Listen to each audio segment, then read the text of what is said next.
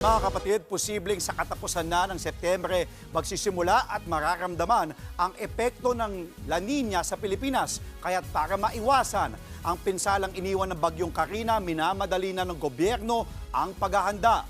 Nasa frontline ng balitang yan, si Carrie Cator. Isa sa mga pinaghahandaan ng pamahalaan ang banta ng La Nina sa bansa. Ayon sa Pag-asa, posibleng magsimula yan bago mag-Oktubre.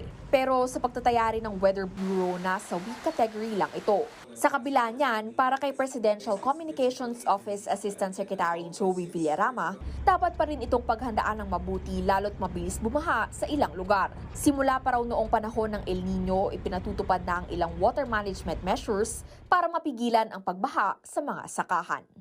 Tinuturuan po ng mga farming methods sa mga magsasaka para kung sakaling mapuno ng tubig ang kanilang mga palayan, ang kanilang mga sakahan, matcha-channel nila yung tubig na yon para hindi po malunod yung ating mga pananim. Kabilang sa mga lugar na pinakatinututukan ng gobyerno ang Central Luzon at Calabarzon, kung saan maraming ani ang karaniwang binabaha kapag umuulan. Pero giit ni Villarama, binabantayan nila ang buong bansa, alinsunod din sa direktiba ni Pangulong Bongbong Marcos. Nakahanda na rin anya ang humigit kumulang 15 billion pesos na pondo para sa ayuda sa mga maaapektuhang magsasaka. Bukod pa yan sa Quick Response Fund ng Department of Agriculture. Samantala, pinangangambahan naman na kumalat ang African Swine Fever o ASF sa panahon ng La Nina.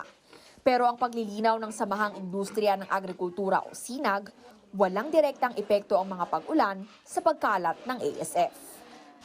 Last year, sa northern part naman, Tarlac and Pangasinan, nangyari sa around June. So, hindi naman yung kasagsagan ng bagyo. At case by case yan. Ang importante is yung biosecurity and yung checkpoint natin dapat ayusin and bantayan yung pag-transport ng mga baboy sa other places.